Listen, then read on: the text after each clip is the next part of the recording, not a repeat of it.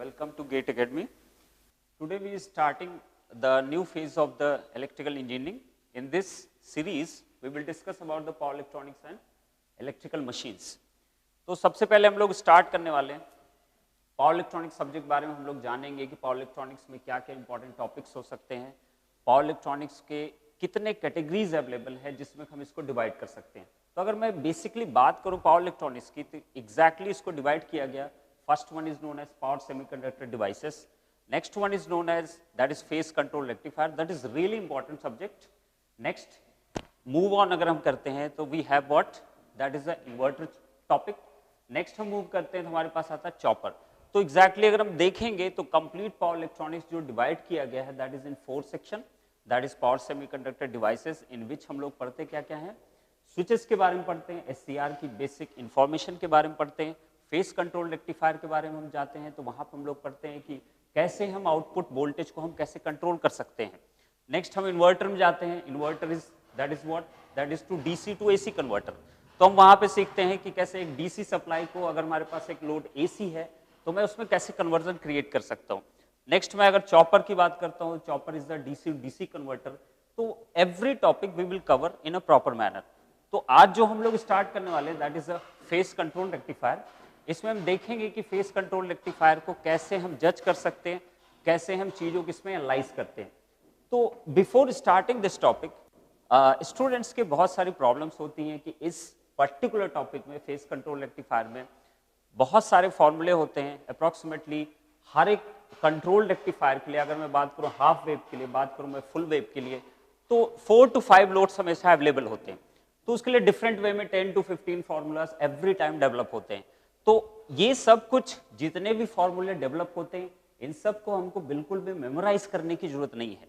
इसीलिए मैं इस टॉपिक को आज इंट्रोड्यूस करने वाला हूँ फेस कंट्रोल रेक्टिफायर को, बिकॉज इसमें फॉर्मूलों की जो that is number of formulas are there in this topic. तो हम लोग ये सीखेंगे कि using only 2 to 3 formulas how we can get for any load every formula in the phase control rectifier. तो हम स्टार्ट करने से पहले सबसे पहले मैं बोलना चाहूंगा यहाँ पे on the basis of number of pulses, rectifier जितने होते हैं उनको कितने नंबर ऑफ आउटपुट में पल्सेस क्रिएट होते हैं उसके बेस पे हम डिफाइन करते हैं. तो इस पे अगर मैं डिफाइन करूं तो कन्वर्टर क्या क्या पॉसिबल हो सकते हैं. First one is known as 1 pulse converter, next one is known as 2 pulse converter, and third one is 3 pulse converter, fourth one is that is 6 pulse converter. Basically हम इनको ही डील करने वाले हैं. 1 pulse converter, 2 pulse converter, 3 pulse converter and 6 pulse converters के बारे में हम जानेंगे. तो मैं अगर इसको डिफाइन करता हूं, the number of pulses here is 1, here n is equal to how much 2, here n is equal to how much 3, here n is equal to how much that is equal to 6. तो on the basis of number of pulses available in the output, जो भी output मेरे पास voltage मिल रहा है उसमें हम check कर सकते हैं कितनी मेरे पास पल्सेस अवेलेबल है. What is the meaning of pulse? Pulse का मतलब ये होता है कि अगर मेरे पास इनपुट की एक साइकिल है तो आउटपुट की उस पर्टिकुलर एक साइकिल में कितने नंबर ऑफ साइकिल्स क्रिएट हो सकते हैं, that is known as number of pulses. तो अगर मेरे पास एक पल्स है तो मैं अगर टाइम पीरियड यहां डिफाइन करूंगा तो time period is equal to 2 pi divide by n, that is equal to 2 pi by 1. Similarly अगर मैं टाइम पीरियड यहां पे बात करूंगा तो what will be time period, that is 2 pi divide by n, that is equal to 2 pi divide by 2, that is equal to pi.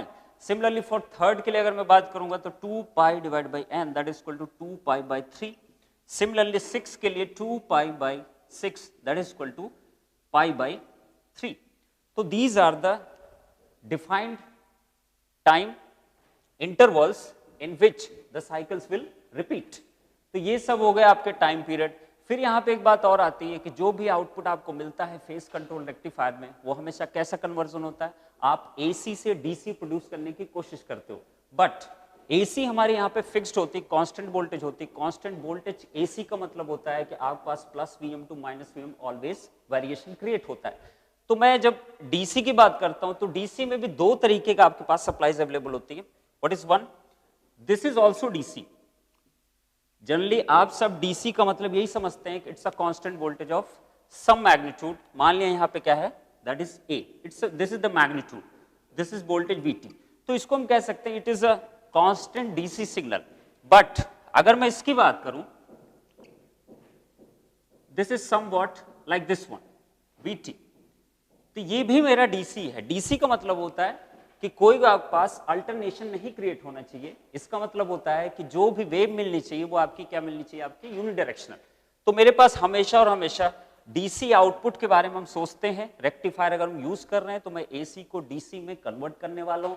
But यहाँ पे जो भी हमें DC मिलता है रेक्टिफायर, वो हमेशा क्या होता है, आपका वेरिएबल DC होता है। तो इसका मतलब फेज कंट्रोल रेक्टिफायर हो चाहे आपका अनकंट्रोल्ड रेक्टिफायर हो। अनकंट्रोल्ड का मतलब होता है यूजिंग डायोड्स, फेज कंट्रोल का मतलब होता है यूजिंग थायरिस्टर।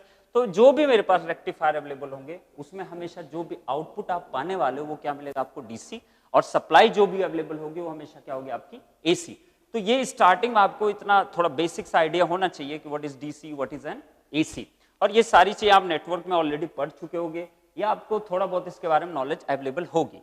यहाँ पे नेक्स्ट पॉइंट आता है आपका कि अगर मैं बात करता हूं this is the time period. Next इसमें पूछा जाता है आपसे कि आउटपुट में जो भी पल्सेज अवेलेबल है, ऑब्वियसली इसकी कुछ न कुछ आपके पास क्या मिलेगी, एवरेज वैल्यू मिलेगी। अगर एवरेज वैल्यू मिल रही है तो this is what, this is the average value, this is the constant value. But अगर मैं पूरे वेव की बात करूं तो इसके अंदर रिपल्स भी अवेलेबल है। तो जो भी रिपल्स आपके पास अवेलेबल है वो सारे रिपल्स को अगर मैं चेक करना चाहूं कि उसकी फ्रीक्वेंसी कितनी होगी, तो जो आउटपुट रिपल की जो फ्रीक्वेंसी होती है that is defined as F not is equal to n times of what, FS। तो FS आपको हमेशा गिवन होगा। सप्लाई फ्रीक्वेंसी आपके पास जनरली इंडिया में अगर हम बात करें दैट इज 50 हर्ट्ज, ठीक है। अगर हम अदर कंट्रीज की बात करते हैं तो बहुत जगह 60 हर्ट्ज भी सप्लाई यूज होती है। तो F नॉट की वैल्यू अगर मैं 1 पल्स कन्वर्टर के लिए यूज करूंगा तो that is equal to FS। Similarly for 2 pulse converter के लिए अगर मैं यूज करूंगा तो F not is equal to 2 times of FS। सिमिलरली अगर मैं 3 पल्स कन्वर्टर के लिए यूज करूंगा तो F not is equal to 3 times of FS। अगर मैं 6 पल्स कन्वर्टर के लिए यूज करूंगा तो what we will get, 6 times of what, FS। तो ये है categorization of the phase control rectifiers, जिसमें आप जान सकते हो कि 1 पल्स है, 2 पल्स है, 3 पल्स है या 6 पल्स कन्वर्टर्स है। तो यहाँ हमें एक बेसिक आइडिया पता चल चुका है फेज कंट्रोल रेक्टिफायर में कि जितने फेज कंट्रोल रेक्टिफायर होते हैं वो कांस्टेंट AC को कन्वर्ट करते हैं वेरिएबल DC में। अभी हम चेक करेंगे कि ये कन्वर्जन कैसे ऑप्ट किया जाता है। तो this is the basic, somewhat basic about the phase control rectifier. अब मैं आता हूं, अगर मैं कैटेगराइज दूसरे तरीके करूं on the basis of supply available, तो अगर मेरे पास सप्लाई क्या क्या हो सकती है, मेरे पास सप्लाई हो सकती है सिंगल फेज एंड 3 फेज। तो सप्लाई के बेसिस पे भी इस कन्वर्टर को डिफाइन किया गया single phase phase control rectifiers. और अगर मेरे पास 3 फेज सप्लाई अवेलेबल है तो मेरे पास जो भी कन्वर्टर बोला जाता है उसको हम क्या बोलते हैं, that is a 3 phase converter. फिर उनका कैटेगराइजेशन किया जाता है। सिंगल फेज को भी 2 कैटेगरी में लिया गया है, one is known as half wave rectifier and second one is known as full wave rectifier. Similarly 3 phase को भी आपने डिफरेंट कैटेगरीज में आप डिवाइड करते हो, that is for half wave rectifier and what, full wave rectifier. तो one by one हम लोग डिस्कस करेंगे कि how we will deal this phase control rectifier on the basis of these concepts. But जैसा कि मैंने बताया था, ये लेक्चर आपका जो भी यहाँ पे इंट्रोड्यूस किया जा रहा है, ये इसलिए नहीं इंट्रोड्यूस किया जा रहा है कि यहाँ पे हमको बहुत बल्कि कैलकुलेशंस करना है या मेरे को पूरी एनालिसिस करवानी, नो, इट्स नॉट प्रॉब्लम, ठीक है। यहाँ पे हम लोग एक ऐसे लोड की अभी हम बात करेंगे थोड़ी देर बाद, अगर आप उस लोड को क्लियरली अंडरस्टूड कर लेते हो तो आपके लिए जितने भी लोड्स आएंगे आप कभी उसमें डाउट नहीं क्रिएट कर सकते हो अपने अंदर। उन सारे लोड्स के लिए जो फॉर्मूले डेवलप होते हैं वो सारे फॉर्मूले आप केवल एक लोड से डिफाइन करके आप पा सकते हो। तो ये हम स्टार्ट करते हैं। सबसे पहले मैं बेसिक आइडिया की अगर मैं बात करूंगा तो मेरे पास जो अवेलेबल है that is see, phase controlled है, मतलब मैं फेज को कंट्रोल कर रहा हूं। इसका मतलब क्या है कि मैं जो भी डिवाइसेस यहां यूज करने वाला हूं दैट इज अ थायरिस्टर। और आप सबको थोड़ा बेसिक आइडिया थायरिस्टर का होगा कि थायरिस्टर के पास हमेशा 3 मोड होते हैं। एक का नाम होता है फॉरवर्ड ब्लॉकिंग मोड, एक का नाम होता है forward conduction mode and one is known as reverse blocking mode. तो मैं क्या क्या कह सकता हूं, मेरा जो SCR होता है वो 3 मोड में ऑपरेट करता है। One is known as forward blocking mode, इसमें आपका SCR क्या होता है, दैट इज ऑफ। सेकंड में बात करूं अगर तो मेरे पास होता है रिवर्स ब्लॉकिंग मोड, इसमें भी SCR क्या होता है आपका ऑफ। एंड थर्ड अगर मैं बात करूंगा that is known as forward conduction mode, इसमें जो SCR होता है वो क्या होता है आपका ऑन। तो जब भी मैं बात करूंगा कि अगर मेरे पास SCR को सप्लाई पॉजिटिव मिल रही है तो मैं कहूंगा फॉरवर्ड ब्लॉकिंग मोड में है, ठीक है। अगर मेरे पास SCR को नेगेटिव सप्लाई मिल रही है तो मैं किस में कहूंगा, that is in reverse blocking mode. अगर मेरे पास फॉरवर्ड ब्लॉकिंग मोड में किसी भी SCR को अगर फायर कर दिया जाता है तो वो किस में पहुंच जाता है, that is in forward conduction mode, और वो फायरिंग जो एंगल होता है उसको हम क्या बोलते हैं, अल्फा। तो ये बेसिक आइडिया आप फर्स्ट चैप्टर में आप पढ़ते हो कि SCR किन किन मोड्स में आपका ऑपरेट करता है। तो यहां पर हम स्टार्ट करते हैं सबसे पहले सिंगल फेज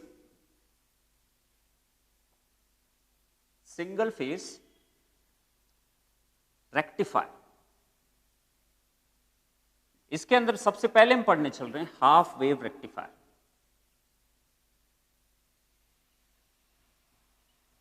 तो हाफ वेव अगर मैं रेक्टिफायर की बात करूंगा तो मेरे पास क्या है, एक SCR है,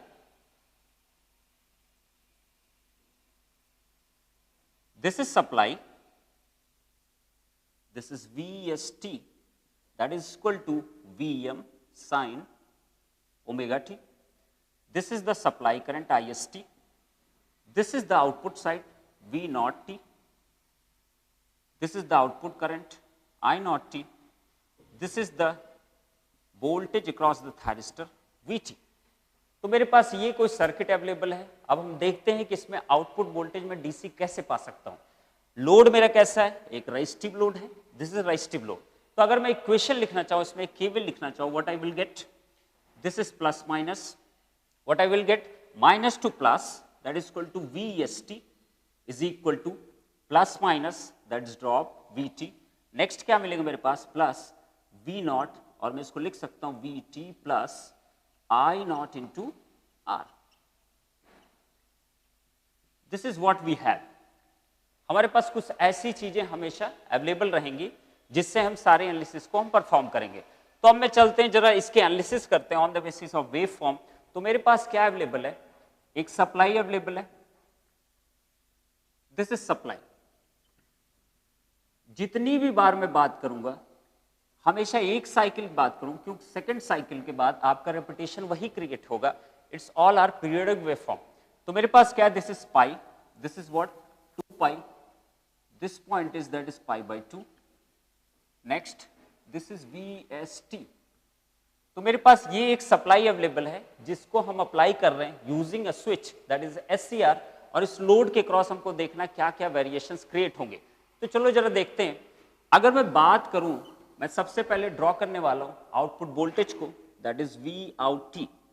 तो मैं अगर बात करूं, जब मेरे पास आपका क्या है, during this cycle, during half cycle, this is positive half cycle, during this cycle this A terminal and B terminal, this A terminal is positive and B terminal is what, that is negative. अगर A terminal positive होगा, this is the anode point and this is what, cathode point। तो मैं कह सकता हूं 0 से लेके पाई के बीच में आपका A terminal आपका क्या रहेगा, पॉजिटिव। अगर ये पॉजिटिव टर्मिनल रहेगा, ये नेगेटिव टर्मिनल रहेगा, तो ये SCR किस मोड में ऑपरेट करेगा, आपका फॉरवर्ड ब्लॉकिंग मोड में।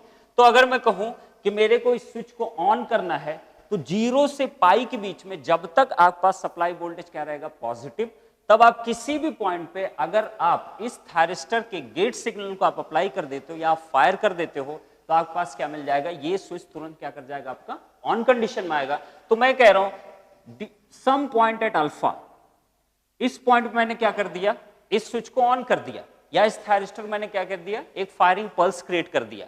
अगर ये फायरिंग पल्स क्रिएट कर दिया मैंने, तो मैं यही कहूंगा 0 से अल्फा के बीच में ये CR क्या रहेगा आपका, that is in of condition. क्यों ऑफ कंडीशन रहेगा, बिकॉज एनोड तो पॉजिटिव है, कैथोड नेगेटिव पे है, इसको एक पॉजिटिव सप्लाई आपको मिल रही है, बट इसको अभी फायर नहीं किया गया। इसका मतलब वो किस मोड में रहेगा, आपका फॉरवर्ड ब्लॉकिंग मोड में। तब तक SCR कंडक्ट नहीं कर सकता जब तक कि वो फॉरवर्ड कंडक्शन मोड में आपका एंटर ना करे। तो फॉरवर्ड कंडक्शन मोड में जाने के लिए हमने क्या कर दिया, इसको अल्फा पॉइंट मैंने इसको गेट सिग्नल अप्लाई किया, उसके बाद ये स्विच तुरंत क्या हो जाएगा, आपका ऑन कर जाएगा। अगर स्विच मेरा ऑन कर जाएगा तो इसके क्रॉस जो भी वोल्टेज आएगा VT that is equal to 0। तो मैं क्या कहूंगा, during 0 to pi, during 0 to pi we can apply firing pulse to the SCR। तो मेरे पास क्या होगा, 0 से पाई के बीच में कभी भी आप फायरिंग पल्स अप्लाई करके आप क्या कर सकते हो, इस थायरिस्टर को ऑन कर सकते हो, स्विच को ऑन कर सकते हो। जब भी मेरा स्विच ऑन करेगा, when SCR is on, then VT is always equal to 0। तो मैंने क्या कर दिया, अल्फा से मैं स्विच को ऑन करने वाला हूं, अगर मेरा अल्फा पे स्विच ऑन कर जाएगा तो इसके क्रॉस वोल्टेज क्या हो जाएगा आपका 0। इसका मतलब it will behave like a short circuit. अगर ये शॉर्ट सर्किट बिहेव करेगा तो आउटपुट वोल्टेज जो भी होगा एग्जैक्टली इक्वल किसके मिलेगा, आपके सप्लाई वोल्टेज के। कब तक मिलेगा, जब तक इसके एनोड टर्मिनल पे आपका पॉजिटिव सप्लाई अवेलेबल रहेगी, तब तक आपका ये स्विच क्या करता रहेगा, आपका ऑपरेट करता रहेगा। और ये आउटपुट वोल्टेज इस इनपुट वोल्टेज के हमेशा क्या होगा, आपका इक्वल। तो आप चेक कर सकते हो अल्फा से लेके पाई के बीच में आपका जो आउटपुट वोल्टेज आएगा वो हमेशा क्या होगा, आपका जैसा सप्लाई होगा उसकी जस्ट आप रेप्लिका डेवलप कर दोगे। Because when this switch is on, this output is exactly equal to what, this input, because there is no drop across the switch. तो अगर मेरे पास ऐसा है तो मेरे पास क्या मिलेगा, मैंने पूरी सप्लाई वोल्टेज को ड्यूरिंग अल्फा टू पाई में मैंने क्या ड्रॉ कर दिया, उसकी रेप्लिका एक डेवलप कर दिया। नेक्स्ट अगर मैं बढ़ूं पाई से 2 पाई के बीच में बात करूं, अगर पाई से 2 पाई के बीच में अगर मैं देखूंगा, what will happen, A terminal will become negative, B terminal will become positive. अगर ऐसा हो जाएगा तो मेरा एनोड जो होगा SCR का, उसको नेगेटिव सप्लाई मिलना स्टार्ट हो जाएगा। और जब भी आपके पास एनोड को नेगेटिव सप्लाई मिलना स्टार्ट हो जाता है SCR को, तो आप कहते हो वो SCR रिवर्स ब्लॉकिंग मोड में आ जाता है। अगर रिवर्स ब्लॉकिंग मोड में आ जाएगा तो SCR मेरा क्या कर जाएगा, आपका ऑफ कर जाएगा। अगर मेरा SCR ऑफ कर गया तो ये स्विच अगर ऑफ हुआ तो आउटपुट में करंट का फ्लो क्या हो जाएगा, आपका 0। अगर आउटपुट में करंट का फ्लो 0 हो जाएगा तो आउटपुट जो वोल्टेज है that is exactly equal to the I0t into R। इसका मतलब आउटपुट वोल्टेज मेरा क्या होगा, आपका 0। तो मैं कह सकता हूं पाई से लेके 2 पाई तक मेरे पास क्या है, रिवर्स वोल्टेज अवेलेबल है। अगर रिवर्स वोल्टेज अवेलेबल है तो मेरा SCR कैसे बिहेव करेगा, एज अ ऑफ स्विच। अगर ये ऑफ रहेगा तो आउटपुट वोल्टेज मेरे को क्या मिलेगा, 0। क्यों 0 मिलेगा, क्योंकि अगर ये ओपन सर्किट क्रिएट होगा तो I0 की वैल्यू 0 होगी और आउटपुट वोल्टेज इक्वल होता है I0 इंटू R। तो आउटपुट वोल्टेज क्या मिलेगा मेरे को, 0। तो पाई से 2 पाई के बीच में आउटपुट वोल्टेज क्या मिलेगा, आपको 0। नेक्स्ट मैं क्या करूंगा, 2 पाई के बाद फिर से आपको क्या होगा, ए टर्मिनल फिर से पॉजिटिव होगा, बी टर्मिनल फिर से नेगेटिव होगा। SCR के नोड को क्या मिलेगा, पॉजिटिव सप्लाई मिलेगा। SCR के कैथोड टर्मिनल क्या मिलेगा, नेगेटिव सप्लाई मिलेगा। अगर ऐसा होगा फिर से SCR किस मोड में ऑपरेट करना स्टार्ट कर देगा, फॉरवर्ड ब्लॉकिंग मोड में। और मैं फिर से उसे क्या करूंगा, 2 पाई प्लस अल्फा पे मैं उसको फिर से फायरिंग पल्स प्रोवाइड करूंगा तो मेरा SCR क्या हो जाएगा, फिर से ऑन करेगा। फिर जब ऑन करेगा देन आफ्टर ये एक शॉर्ट सर्किट क्रिएट करेगा। आउटपुट वोल्टेज किसके इक्वल होगा, exactly equal to how much, supply voltage. तो 2 पाई से 2 पाई प्लस अल्फा से नेक्स्ट फायरिंग आप स्टार्ट कर रहे हो तो नेक्स्ट जो आउटपुट वोल्टेज आपको दिखाई देगा वो किस पॉइंट से दिखाई देगा, 2 पाई प्लस अल्फा से। तो मैंने कह दिया this point is how much, 2 pi plus alpha. इसके बाद से फिर से आपका SCR ऑन करेगा और फिर से आपको क्या मिलेगा, output voltage exactly same as what, input voltage या सप्लाई वोल्टेज। तो मैं अगर फिर से इसको ड्रॉ करूं, what I will get, this one, and similarly it will go like this one. But we don't need that one, ये हमको रिक्वायरमेंट नहीं है। इसलिए रिक्वायरमेंट नहीं, जो भी वेव फॉर्म आपको मिलने वाली आउटपुट वो हमेशा पीरियोडिक वेव फॉर्म होगी। अगर आपके पास पीरियोडिक वेव फॉर्म अवेलेबल है तो आप कह सकते हो जो वेव फॉर्म आपको एक साइकिल मिलेगी वही आपके नेक्स्ट साइकिल में क्या होती जाएगी, आपकी रिपीट करती रहेगी। तो मैं देख सकता हूं मेरी एक साइकिल कहां कंप्लीट होती है, that is from 0 to 2 pi. तो मेरे पास कितना पीरियड बचा, that is equal to alpha. तो अब मैं अगर बात करूं 2 पाई से लेके 2 पाई प्लस अल्फा के बीच की अगर मैं बात करूंगा तो मेरे पास क्या मिलेगा, this is equal to 2 pi plus alpha minus 2 pi, that is equal to alpha, and this duration is also alpha. That means whatever voltage is here that is same as the voltage here. तो मैं कह सकता हूं कि मेरे पास जो भी इसका पीरियड है वो कितना है, आपके पास period available, that is equal to how much, 2 pi. अब मैं अगर बात करूं, अगर मैं एक पीरियड को देखता हूं तो मेरे पास कितनी पल्सेस अवेलेबल है, हमारे पास कितनी पल्सेस दिखाई दे रहे हैं आउटपुट में, that is only 1 pulse, that is the 2 pi is the 0 to 2 pi is the 1 cycle of the input. और आउटपुट मेरे क्या मिल रहा है, एक साइकिल इनपुट के आउटपुट मेरे पास कितनी, एक पल्स अवेलेबल है। तो इसलिए इस कन्वर्टर को हम क्या कहते हैं, that is a 1 pulse converter. अगर ये 1 पल्स कन्वर्टर है तो इसके प्रीवियसली मैंने बताया था इसका टाइम पीरियड कितना होगा, that is equal to 2 pi by n, और n की वैल्यू कितनी मेरे पास 1, इसका मतलब मेरे पास टाइम पीरियड कितना मिलेगा, that is equal to 2 pi. तो ये हुआ आपके पास आउटपुट वोल्टेज। अब मैं अगर कहूं आउटपुट करंट की, अगर मैं ड्राइंग की बात करूं, आउटपुट करंट की वेवफॉर्म कैसी दिखाई देगी, तो आपको पता होना चाहिए इट इज आर लोड। अगर आर लोड है तो आउटपुट करंट की जो वैल्यू आएगी I naught T is equal to V not T divide by what R. तो मेरे पास क्या है, आई नॉट टी की जो भी वेव फॉर्म आएगी वो वी नॉट टी जैसी ही होगी, because R is what, R is a constant value. तो अगर मेरे पास आर एक कांस्टेंट वैल्यू है तो आई नॉट की वेव फॉर्म एग्जैक्टली सेम मिलेगी जैसे आपके पास आउटपुट वोल्टेज की वेव फॉर्म है। बट क्योंकि आप देख रहे हो वी नॉट टी से डिवीजन है, दैट इज आर, इसका मतलब उसका एम्पलीट्यूड बट क्या होगा आपका, थोड़ा सा बिलो होगा आपको। तो कैसी वेव फॉर्म मिलेगी, यहीं पे अगर मैं ड्रॉ करना चाहूं आउटपुट करंट को, तो this blue one is known as output current, that will look like somewhat this one. Shape will not change, shape will remain same, but the magnitude will be lesser than the output voltage. So this is what we have discussed about V naught output voltage कैसे मिला आपको, I naught that is output current आपको कैसे मिला। अब मैं यही बात करने जा रहा हूं, अगर मैं पीक इनवर्स वोल्टेज की बात करूंगा, what is the peak inverse voltage, तो पीक इनवर्स वोल्टेज जब भी डिफाइन करना होगा तो मैं कैसे कर सकता हूं, पीक इनवर्स वोल्टेज जो डिफाइन किया जाता है वो तब डिफाइन किया जाता है जब मेरा थायरिस्टर किस में होता है, आपका ऑफ कंडीशन में, under what, reverse blocking mode में। जब भी मेरा एससीआर आपका रिवर्स ब्लॉकिंग मोड में जाएगा तभी आप पीआईवी को आप डिफाइन करते हो।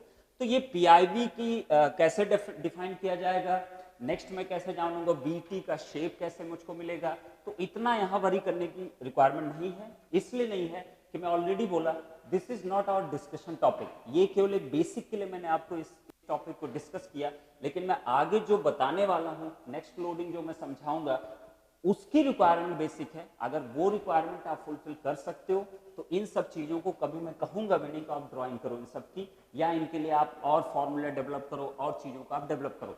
तो मेरे पास क्या है, अगर मैं यही बात करता मैं कि एवरेज आउटपुट वोल्टेज क्या आएगा, तो एवरेज आउटपुट वोल्टेज आप निकालते अगर हो तो what you will gate, average output voltage का अगर मैं बात करता हूं तो मेरे पास होता है एवरेज आउटपुट वोल्टेज का फॉर्मूला होता है that is 1 by what, time period and what 0 to t v out t d omega t or dt.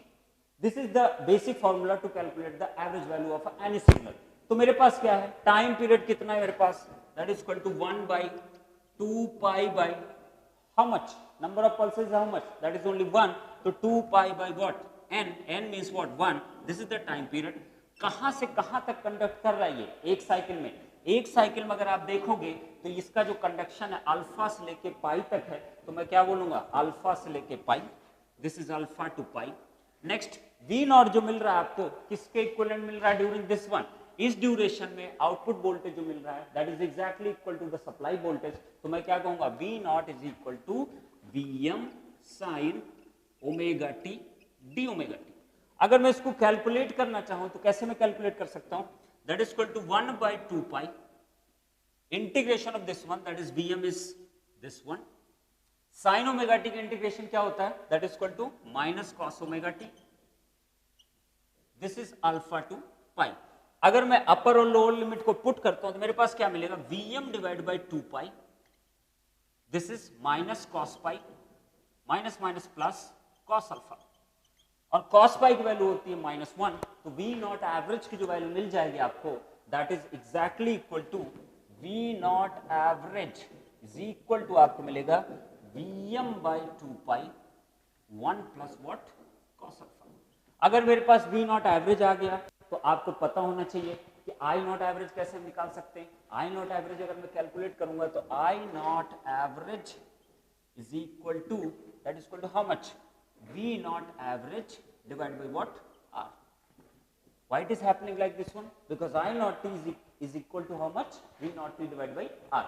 तो मेरे पास ये कुछ कैलकुलेशन ऐसे आप लोग परफॉर्म करते हो, बट मैं कभी फेज कंट्रोल रेक्टिफायर में आपको सजेस्ट नहीं करता हूं कि आपको इतना सब कुछ करने की रिक्वायरमेंट होनी चाहिए। अभी हम लोग एक प्रोसीजर सीखेंगे कि ये सारी चीजें मैं डायरेक्टली कैसे पा सकता हूं। कुछ ऐसा अगर हो जाए कि फेज कंट्रोल रेक्टिफायर में मेरे को कुछ ऐसा अगर पता चल जाए जिससे मैं किसी भी टाइप के लोड्स को मैं क्या कर सकता हूं, डिफाइन कर सकता हूं without doing all these analysis, तो मैं उसी चीज के लिए जो नेक्स्ट टॉपिक लूंगा उसमें मैं देखूंगा कि कैसे कैसे चीजों को आप इजी मैनर में कर सकते हो। किसी भी फॉर्मूले का आपको कभी रिक्वायरमेंट नहीं पड़ेगी कि इतना पूरा एनालिसिस करो, देन आफ्टर आप डिराइव करो, फिर इसको याद करो कि ये V नॉट एवरेज है, ये I नॉट एवरेज है। तो चलो हम लोग नेक्स्ट मूव करते हैं, क्या क्या चीजें और पॉसिबल हो सकती हैं। तो अभी हम लोगों ने देखा कैसे हम लोगों ने R लोड के लिए एनालिसिस किया, बट जैसा कि मैंने बोला कि उसको आपको इतना सब कुछ रिमेंबर करने की रिक्वायरमेंट नहीं है।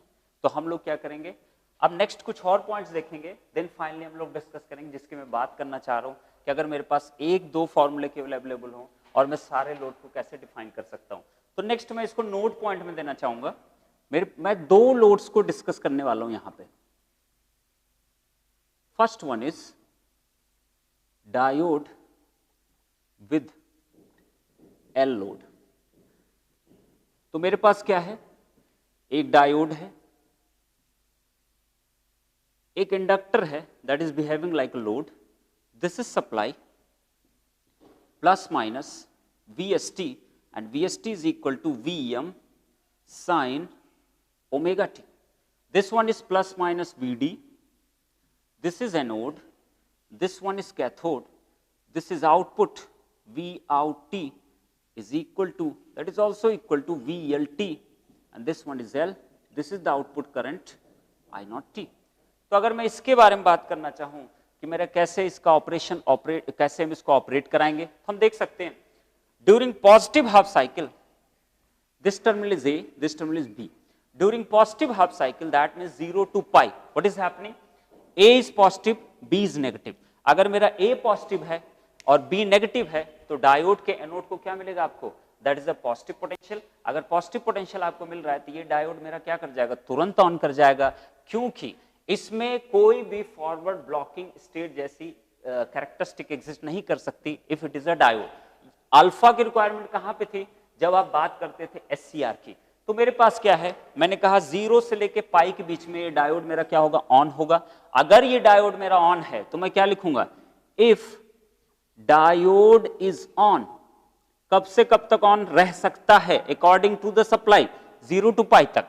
0 टू पाई के बीच में आपके पास क्या मिलेगा, A पॉजिटिव मिलेगा, K क्या मिलेगा आपको, नेगेटिव। तो मेरे पास क्या मिलेगा, देखते हैं जरा। अगर मेरा डिवाइस ऑन कर गया तो इसके अक्रॉस वोल्टेज 0 हो जाएगा, तो आउटपुट वोल्टेज जो भी होगा किसके इक्वल होगा, आपके सप्लाई वोल्टेज के। तो मैं क्या लिखूंगा यहाँ पे, V out T और VLT is equal to VM sin omega T। Is it okay? Next हम बढ़ते हैं जरा। हम लोग ये अच्छी तरीके से जानते हैं what will happen if it is inductor, then we can say that VLT can be written as LDI by dt, that is equal to VM sin omega t। मेरे को क्या निकालना है, आउटपुट वोल्टेज तो हम जान चुके हैं कि आउटपुट वोल्टेज जब भी मिलेगा आपके पास कैसा मिलेगा, आपको जैसा सप्लाई होगा, तो हमें उसके बारे में बॉदर नहीं करना चाहिए। हम अब देखना चाहते हैं कि करंट की वेव फॉर्म पे क्या इफेक्ट पड़ेगा। तो जरा निकालते हैं, करंट क्या मिलेगा मेरे को, DI divide by dt is equal to VM divide by L sin omega t. That means DI is equal to VM divided by L sin omega t into what, dt। मेरे को current जानना है कि current की value कितने आएगी, तो मैं क्या कर दूंगा, इसको इंटीग्रेट करेंगे। इसको कहां से कहां तक इंटीग्रेट करेंगे, this is 0 to t for any time. मेरे को जानना है कि t इक्वल टू 3 पाइप क्या होगा, t इक्वल टू 2 पाइप क्या होगा, तो मैं कोई भी टाइम ड्यूरेशन चूज कर सकता हूं। तो 0 से t के बीच में हम देखना चाहते हैं मेरे पास करंट की वैल्यू क्या आएगी, तो मैं क्या कहूंगा, that is 0 to what I। तो मैं चेक करूं, अगर इसका इंटीग्रेशन में परफॉर्म करता हूं तो मुझे क्या मिलेगा, IT is equal to that is VM divide by L। Integration हम परफॉर्म करते हैं, साइन ओमेगा t का integration with respect to t, how much it will be, that is minus cos omega t divided by what, omega, limit is from where, 0 to what, t।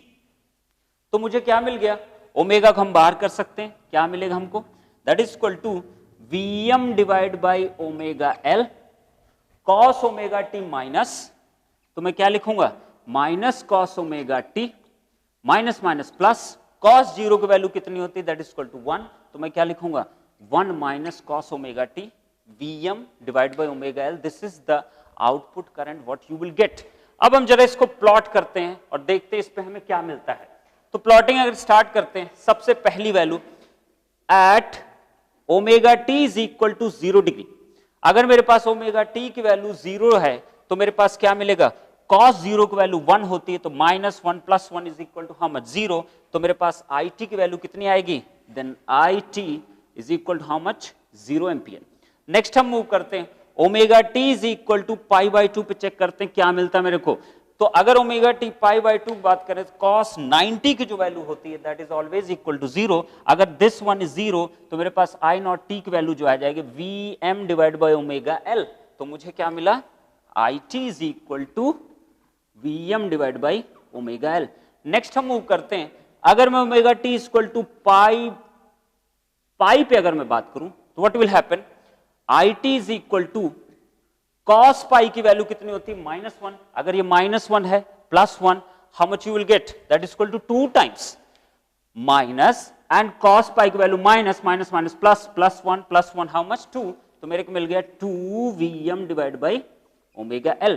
Similarly मैं move on करता चला जाऊं और मैं बात करूं omega t equal to 3π/2 की अगर मैं बात करूं तो how much you will get, I T is equal to you will get Vm by omega L again. Next अगर मैं बात करूं omega T is equal to 2π की, तो 2π वैल्यू कितने मिलेगी, cos 2π की वैल्यू कितनी होगी आपके पास, दैट इज इक्वल टू -1 और -1 sorry that is equal to 1, that is equal to how much, 0। तो ये वैल्यू कितनी मिल जाएगी आपको, that is equal to how much, 0। I T is equal to how much, 0 ampere. तो इससे क्या मिला मुझे, इससे मुझको ये मिला कि अगर मैं ओमेगा टी की वैल्यू 0 से लेके 2π के बीच में वेरी कराता हूं तो मुझको क्या मिल रहा है, आई टी का जो वेरिएशन मिल रहा है, क्या क्या मिल रहा है, first one is 0 ampere. Next मेरे पास क्या मिल रहा है, Vm by omega L। Next क्या मिल रहा है, 2 Vm by omega L। Next क्या मिल रहा है, Vm by omega L and then after again it is 0। तो कहीं पे भी आपको क्या नेगेटिव करंट मिली, that is no negative current is available. तो कोई भी डिवाइस, चाहे SCR की बात करूं चाहे डायोड की बात करूं, करंट कब तक फ्लो करती है, जब तक कि करंट फ्लो करे एनोड टू कैथोड। अगर anode to cathode current flow कर रही है तो डिवाइस को हमेशा ही कंडक्शन में माना जाता है। अगर करंट मेरी क्या कर जाए, रिवर्स कर जाए, कैथोड टू एनोड फ्लो करना स्टार्ट कर दे तो मेरी करंट क्या हो जाएगा, आपकी नेगेटिव हो जाएगी। और अगर करंट नेगेटिव होगी तो ये भी डायोड क्या कर जाएगा, आपका ऑफ कर जाएगा। तो मैं प्लॉट करके अगर देखूं तो मेरे पास क्या क्या मिला, आई टी की मैं बात कर रहा था तो आई टी की वैल्यू मिल गई मेरे को, पाई पे आपको एग्जैक्टली मिल रहा है, that is this is π/2, this is pi, this is 3π/2, this is 2π। तो क्या क्या वैल्यूज हैं, this values how much, Vm by 2 Vm by omega L, this values how much, Vm by omega L, this values how much, again Vm by how much omega L, this value 0। तो आपकी जो wave form मिलेगी current की, that is it will be somewhat like this one, it will be somewhat like this one. तो इसका मतलब क्या हुआ कि डायोड जो है पॉजिटिव साइकिल में तो ऑन था ही था, ठीक है, पॉजिटिव में ऑन था, बट नेगेटिव साइकिल में आप कहते हो डायोड मेरा ऑफ कर जाना चाहिए, बट ये ऑफ नहीं कर पाएगा। क्यों नहीं कर पाए, ड्यूरिंग पॉजिटिव साइकिल में आपके पास क्या मिल रहा है, जो भी इंडक्टर आपने यहां यूज किया, इंडक्टर एक स्टोरिंग एलिमेंट होता है, एनर्जी को स्टोर करता है। तो ड्यूरिंग पॉजिटिव साइकिल इंडक्टर क्या करेगा, करंट आपकी क्या कर रही है, राइज कर रही, up to what point, pi point. इसका मतलब होगा इंडक्टर अपनी पूरी एनर्जी स्टोर करके इस पॉइंट पे फाइनल एनर्जी देगा। नेक्स्ट क्या होगा, जैसे ही ये रिवर्स बायस वोल्टेज होगा, इंडक्टर अपनी एनर्जी को क्या करना स्टार्ट कर देगा, जो हाफ Li² इसके पास अवेलेबल एनर्जी होगी उसको तुरंत रिवर्ट करके सोर्स की तरफ फ्लो कराना स्टार्ट कर देगा। तो अगर ये एनर्जी है और उसको फ्लो करना जरूरी है तो इसका मतलब ड्यूरिंग डिस्चार्जिंग इंडक्टर क्या कर रहा होगा, पूरी स्टोर्ड एनर्जी को फिर से वापस सप्लाई की तरफ भेज रहा होगा ड्यूरिंग नेगेटिव साइकिल। तब भी डायोड को क्या करना पड़ेगा, कंडक्ट करना पड़ेगा, जब तक कि करंट की वैल्यू क्या ना हो जाए आपकी 0। तो मेरे पास कहां तक कंडक्शन हो रहा है, डायोड जो कंडक्ट कर रहा है कहां से कहां तक कर रहा है, 0 से लेके 2π तक। तो आप हमेशा ध्यान रखना, कभी भी किसी भी स्विच की, चाहे वो आपका थायरिस्टर हो चाहे आपका डायोड हो, उसका ऑन या ऑफ होना इससे नहीं डिसाइड होता कि उसको पॉजिटिव पोटेंशियल मिल रहा है कि उसको नेगेटिव पोटेंशियल मिल रहा है। ये एक तरीका होता है, हमेशा याद रखो, कोई भी डिवाइस आपका अगर ऑन करेगा तब तक ऑन रहेगा जब तक कि उसमें करंट एनोड टू कैथोड आपकी फ्लो करती रहेगी। अगर मैं किसकी बात कर रहा हूं, डायोड और एससीआर की। तो प्लीज ये पॉइंट हमेशा आपको याद रहना चाहिए। अगर मेरे पास क्या है, आपके पास कोई भी डिवाइस है एससीआर या डायोड में से, तो वो तब तक ऑन रहेगा जब तक कि उसमें एनोड टू कैथोड करंट का आप जीरो ना बना दो। अगर वो जीरो नहीं है, भले उस पर नेगेटिव वोल्टेज आपका अवेलेबल हो जाए, कभी वो डिवाइस आपका ऑफ नहीं कर सकता। तो this is the just point in this one. तो आपने क्या देखिए, डायोड का जो कंडक्शन कहां से कहां तक हो रहा है, 0 से लेकर 2 पाई तक, मतलब डायोड कभी ऑफ हो ही नहीं सकता। 2 पाई के बाद फिर से क्या होगा, 2 पाई के बाद फिर से आपकी पॉजिटिव साइकिल आएगी, फिर से इंडक्टर आपका क्या होगा, एनर्जी स्टोर करना स्टार्ट करेगा। कहां तक स्टोर करेगा, अप टू 3 पाई। नेक्स्ट क्या होगा आपके पास, 3 पाई के बाद से फिर रिवर्स बायस आपको मिलेगा, नेक्स्ट टू 4 पाई तक फिर से कंडक्शन होगा। तो आप कह सकते हो कि डायोड इसमें क्या करेगा, एक साइकिल, इनपुट की एक साइकिल में डायोड हमेशा और हमेशा क्या रहेगा आपका, ऑन कंडीशन में। तो ये हो गया आपके पास डायोड की एनालिसिस। आउटपुट वोल्टेज कैसा होगा, आप ही कह रहे हो 0 से लेके 2 पाई तक मेरा डायोड अगर ऑन रहेगा, और जब तक मेरा डायोड ऑन रहेगा तब तक आउटपुट वोल्टेज आपको कैसा मिलेगा, आपको सप्लाई वोल्टेज जैसा। तो अगर मैं वोल्टेज की वेव फॉर्म ड्रॉ करना चाहूं आउटपुट के, तो मैं कह सकता हूं V आउटपुट जो मिलेगा वो एग्जैक्टली सेम एज कैसा मिलेगा, सप्लाई वोल्टेज। तो कैसा वोल्टेज मिलेगा आपको, this is positive and this one is what, negative. तो आप बताओ मेरे को, इसके एवरेज वैल्यू कितने मिलेगा आपको एक साइकिल में, that is equal to 0। But current के एवरेज वैल्यू क्या मिलेगा आपको, you will get some amount of average value of the current. Is it okay. तो यहां पर अगर मैं 2-3 पॉइंट डिस्कस करना चाहूं, फर्स्ट पॉइंट की अगर मैं बात करूं कि डायोड का कंडक्शन टाइम, डायोड कब तक कंडक्ट कर रहा है, डायोड कंडक्शन एंगल कब से कब तक कंडक्ट करेगा, 0 से लेके 2 पाई तक कंडक्ट करेगा। तो मैं कह सकता हूं 2 pi minus 0 that is equal to how much, 2 pi. Similarly अगर मैं बात करूं एवरेज, आई नॉट एवरेज कितना आएगा, तो आई नॉट एवरेज अगर मुझे इसको निकालना होगा तो मैं क्या कर सकता हूं, आप बताओ ना मेरे को, एक साइकिल में कितनी करंट की पल्सेस अवेलेबल हैं, दैट इज ओनली 1 पल्स। तो टाइम पीरियड कितना मिलेगा आपके पास, that is equal to 1/2 pi divide by n, n की वैल्यू हाउ मच 1। और कहां से कहां तक कंडक्शन है, 0 से लेके 2 पाई। तो मैं क्या कहूंगा, 0 से लेके 2 पाई क्या चीज है, आई नॉट की आपकी कैरेक्टरिस्टिक का इक्वेशन क्या है आपके पास available, I naught T is equal to Vm by omega L, 1 minus cos omega T. तो Vm by omega L 1 minus cos omega T, और आप इसको अगर इंटीग्रेट करते हो तो आपको जो वैल्यू मिलेगी that is equal to Vm by omega L. If you do this integration you will get this amount of current value. तो आपके पास क्या है, एवरेज करंट एग्जिस्ट करेगी बट एवरेज वोल्टेज क्या होगा आपके पास, एग्जिस्ट नहीं करेगा। तो इसका मतलब हम लोग क्या कर रहे हैं, this is a half wave rectifier. आप अगर हाफ वेव रेक्टिफायर की मैं बात कर रहा हूं तो आप एसी को डीसी में कन्वर्ट करना चाह रहे हो, but what is happening, voltage आपको क्या मिल रहा है, आपको वोल्टेज में आपको एवरेज वैल्यू कितनी मिल रही है, 0। और ये बिल्कुल हम नहीं चाहते हैं। तब वहां पे एक्शन किसका आ जाता है कि इसका एवरेज अगर मेरे को पाना है तो मैं क्या चाहूंगा कि अगर ये वाला पार्ट इसमें से गायब हो जाए तो आपको क्या मिलेगा, इसका कुछ न कुछ एवरेज आपके पास अवेलेबल हो जाएगा। तब फंक्शन आ जाता है यहाँ पे। तब आप लोग क्या कनेक्ट करते हो, फ्री व्हीलिंग डायोड। क्यों ऐसा होता है, ड्यूरिंग फ्री व्हीलिंग एक्शन आपका क्या हो जाता है, जो भी इसके पास स्टोर्ड एनर्जी इस 0 से लेके पाई तक स्टोर होती है, वो सारी एनर्जी क्या हो जाती है आपकी, ट्रांसफर हो जाती है इस फ्री व्हीलिंग डायोड के थ्रू। और आउटपुट वोल्टेज क्या हो जाता है, जब भी डायोड ऑन करता है आउटपुट वोल्टेज क्या हो जाता है आपका 0। बट अभी के लिए फ्री व्हीलिंग डायोड नहीं समझाया जाएगा आपको। फ्री व्हीलिंग डायोड के लिए मैं आपको एक स्पेशल लेक्चर प्रोवाइड कराऊंगा कि एक्चुअली फ्री व्हीलिंग डायोड का एक्शन कैसे होता है। तो ये हो गया आपके पास डायोड सर्किट, जिसमें अगर कोई प्योर एल लोड लगा होगा तो आप हमेशा ध्यान रखो डिवाइस कहां से कहां तक कंडक्ट करेगा, that is always from the 0 to 2 pi. Is it okay. Next हम मूव करते हैं। अब मैं अगर इसी की बात करूं, यहां पर अगर मैं इस डायोड को रिप्लेस कर दूं एक थायरिस्टर से, तो अगर मैं एक डायोड को रिप्लेस करता हूं एक थायरिस्टर से, तो मेरे पास क्या चीज यहां पे मिलेगा आपको, आप देखो जरा क्या क्या चीजें इसमें चेंजेस क्या क्रिएट हो सकते हैं। डायोड और थायरिस्टर में बेसिक डिफरेंस क्या होता है, ओनली फॉरवर्ड ब्लॉकिंग मोड का डिफरेंस। फॉरवर्ड ब्लॉकिंग मोड जो होता है थायरिस्टर में एग्जिस्ट करता है, बट आपका डायोड में फॉरवर्ड ब्लॉकिंग मोड जैसी कोई चीज एग्जिस्ट नहीं करती है। तो मैं क्या कह सकता हूं, आप इनिशियली अगर देखो आप तो डायोड में कोई भी अल्फा या फायरिंग जैसी चीजें एग्जिस्ट नहीं करती हैं, बट थायरिस्टर तभी ऑन करता है फॉरवर्ड बायस देने के बावजूद भी वो तभी ऑन करेगा जब उसको क्या मिलता है, एक फायरिंग पल्स अल्फा पे आप प्रोवाइड करते हो। तो यहां हम लोग वही करने वाले हैं। तो मैं क्या करने वाला हूं, इस डायोड को मैं अगर रिप्लेस कर दूं, इस डायोड को मैं रिप्लेस कर दूं किससे, एक SCR से, तो मैं क्या यहां लिखने वाला हूं, that is second note SCR with what, L load. तो यहां क्या रिप्लेस हो जाएगा, देयर विल बी SCR,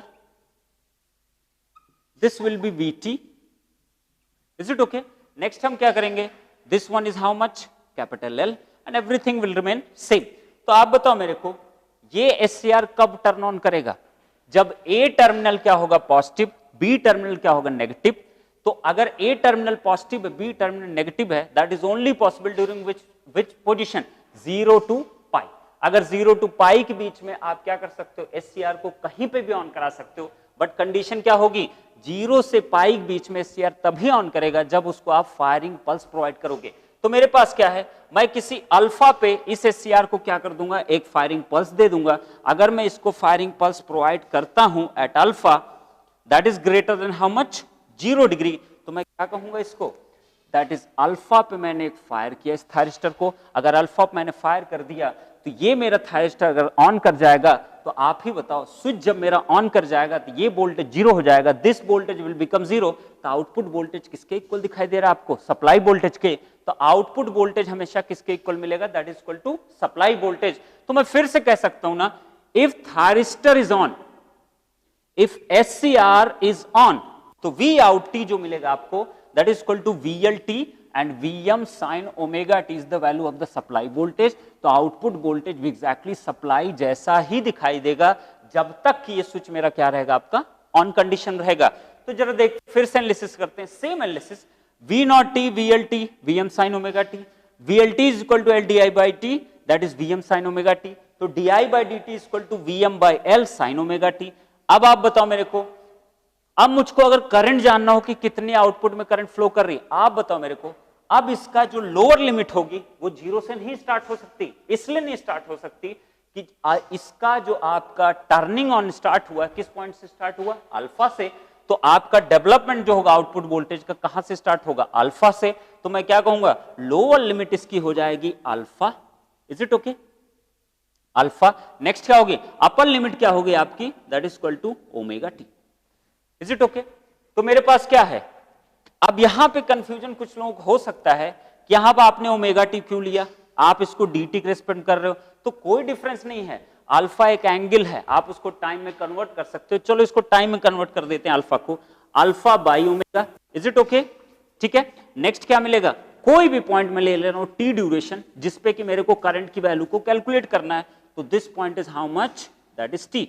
चलो इसको इंटीग्रेट कर देते हैं, what I will get, that is equal to Vm by L sine omega T के integration with respect to time t is equal to minus cos omega T. कहां से कहां तक, अल्फा बाई ओमेगा से लेके that is equal to T.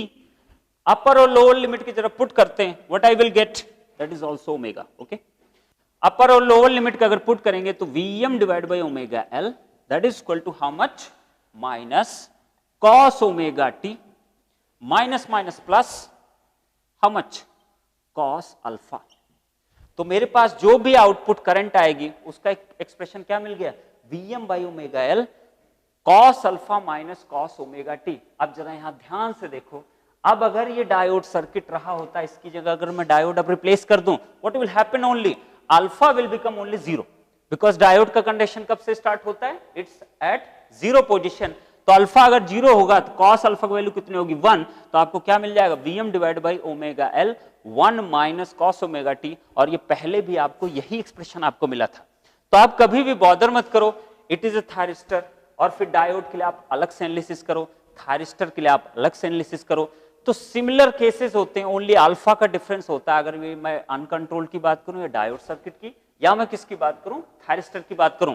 तो अगर मैं आई नॉट को प्लॉट करने की बात करता हूं, तो आई नॉट को जरा प्लॉट करते हैं। अब मुझे क्या मिलने वाला आई नॉट, अल्फा की कोई वैल्यू आप ऑप्ट कर लो, अल्फा की कोई वैल्यू आप चूज कर सकते हो। कहां से कहां तक अल्फा की वैल्यू पॉसिबल हो सकती है, 0 से लेके पाई तक, क्योंकि 0 से लेके पाई तक ही थायरिस्टर क्या रहेगा आपका, फॉरवर्ड ब्लॉकिंग स्टेट में जा सकता है। तो आप अल्फा कभी भी उसमें आप फायरिंग एंगल क्रिएट करके आप उसको टर्न ऑन कर सकते हो।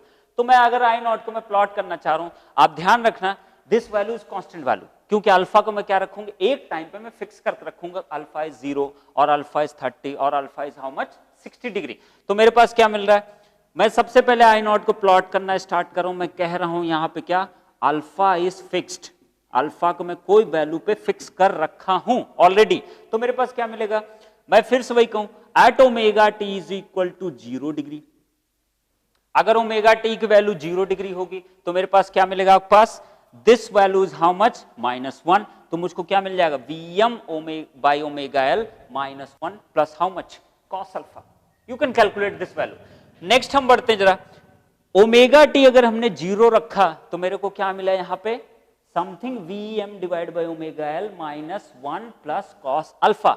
बट अभी आपने कहा कि आपका जो कंडक्शन स्टार्ट कराने वाले हो वो कहां से स्टार्ट कराने वाले हो आप, अल्फा से। तो मैं 0 से अल्फा की तो बात ही नहीं कर सकता ना, क्योंकि थायरिस्टर मेरा कब से स्टार्ट करेगा कंडक्शन, अल्फा के बाद से स्टार्ट करेगा, अल्फा के पहले नहीं कंडक्ट कर सकता। तो मेरा पहला पॉइंट क्या होना चाहिए, तो इस तरीके के मिस्टेक्स को आप फॉलो नहीं कर सकते। तो मेरे पास क्या मिलेगा, ओमेगा टी की जो पहली वैल्यू पॉसिबल हो सकती है वो कितनी हो सकती है बेटा यहाँ पे, that is equal to alpha. तो अगर मेरे पास ओमेगा टी अल्फा है तो जरा ध्यान से यहां पे देखो, ओमेगा टी की वैल्यू अगर मैं अल्फा रखता हूं तो मेरे क्या मिलेगा, minus cos alpha plus cos alpha that is equal to how much 0। तो मैं क्या बोलूंगा, I naught T is equal to how much 0 ampere. Is it okay. Next बढ़ते हैं, ओमेगा टी की वैल्यू अगर मैं क्या रखूं, पाई by 2, pi by 2 means 90 degree. अगर मैं ओमेगा टी की वैल्यू 90 डिग्री रखता हूं तो मुझे क्या मिलता है, कॉस 90 की वैल्यू होती है कितनी, 0। अगर कॉस 90 की वैल्यू 0 होती है तो मुझे क्या मिलेगा, Vm by omega L into how much cos alpha. तो मैं क्या लिखूंगा, I naught T is equal to Vm by omega L into how much cos alpha. Next मैं अगर बात करूं, omega T is equal to how much pi, या 180 degree का अगर मैं बात करूं तो आपको पता है कॉस पाई की वैल्यू जो होती है -1, अगर ये -1 है तो -1 into -1 how much it will be +1। तो आपको वैल्यू कितने मिलेगी, Vm बाई ओमेगा एल, कितनी वैल्यू मिलेगी, Vm by omega L 1 plus how much cos alpha. Similarly अगर मैं बात करना चाहता हूं omega T is equal to 3 pi by 2 पे, तो मेरे पास आई नॉट टी कितनी मिलेगी, जितनी वैल्यू आपको कहां मिल रही होगी, पाई बाई 2 मिल रही होगी, उतनी वैल्यू किस पे मिलेगी आपको, 3 पाई बाई 2 पे। तो कितनी वैल्यू मिलेगी मेरे को, that is equal to Vm by omega L into cos alpha. अब मैं अगर बात करना चाहूं कि मेरे पास ये नेक्स्ट 0 कब होगा, करंट कब तक फ्लो करने, आप कहोगे कि थायरिस्टर मेरा कब तक ऑन रहेगा, तो ये कहां से स्टार्ट कर रहा, अल्फा से, नेक्स्ट जहां पे इसकी करंट 0 हो जाएगी वहीं तक ये कंडक्ट करेगा। तो मेरे पास क्या मिलेगा, अगर मैं कह दूं कि मेरे पास क्या रख दूं, ओमेगा टी की वैल्यू अगर मैं, तो लास्ट पॉइंट मैं इधर शो कर रहा हूं, at omega t equal to 2 pi minus alpha. मैं किस पॉइंट की बात कर रहा हूं, 2 पाई माइनस अल्फा की अगर मैं बात कर रहा हूं, तो जरा ध्यान से देखो आपको क्या मिलेगा यहां पे, at cos omega T is equal to 2 pi minus alpha, cos 360 degree minus alpha की जो वैल्यू होती है दैट इज इक्वल टू होती है प्लस का कॉस अल्फा। अगर ये प्लस का कॉस अल्फा है तो यहां क्या मिलेगा आपको, माइनस कॉस अल्फा, और ये plus cos alpha, whole quantity will become how much 0। तो मैं आई नॉट की वैल्यू क्या लिखूंगा, I naught T will become how much again 0। तो आपसे अगर पूछा जाए अब कि मेरा थायरिस्टर एक साइकिल में सप्लाई के कितनी देर तक कंडक्ट किया, अगर मेरे पास कैसा लोड है, इंडक्टिव लोड है, तो मेरा कहां से कहां तक कंडक्ट किया, मैंने कहां से स्टार्ट किया, दैट इज अल्फा से, और कहां तक ये आपका कंडक्ट कर रहा है, जब तक कि फिर से करंट की वैल्यू क्या हो जाए आपकी 0। तो करंट की वैल्यू नेक्स्ट 0 कब हो रही है आपकी, 2 पाई माइनस अल्फा पे। तो 2 पाई माइनस अल्फा की बात करूंगा तो 2 पहले होगा, that is 2 pi minus alpha. तो मेरा कहां से कहां तक कंडक्शन हुआ, 2 पाई अल्फा से लेके 2 पाई माइनस अल्फा तक।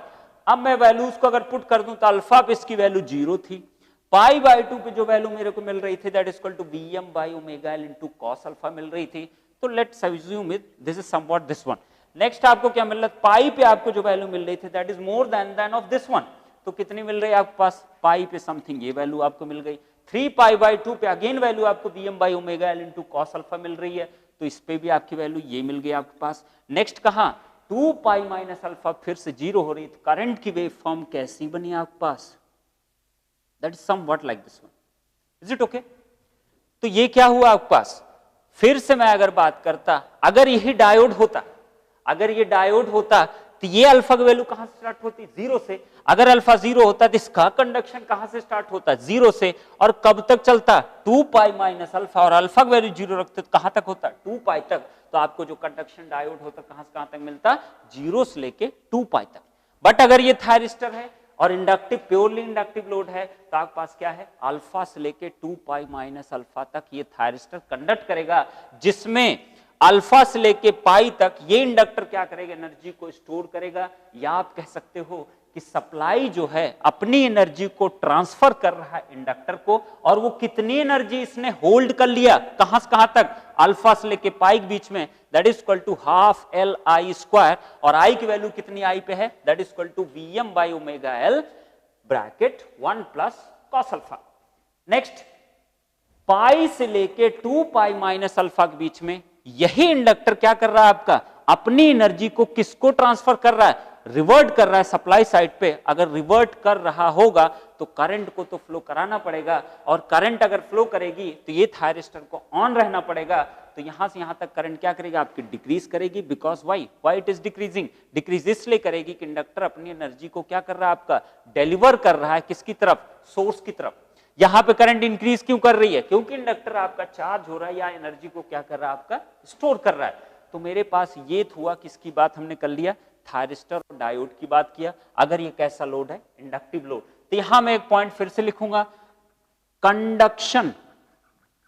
कंडक्शन एंगल ऑफ एससीआर कहां से कहां तक कंडक्ट कर रहा है, लास्ट पॉइंट क्या है, 2 पाई माइनस अल्फा, कहां से स्टार्ट किया, अल्फा से, तो कहां से कहां तक किया, 2 pi minus 2 alpha, is it okay.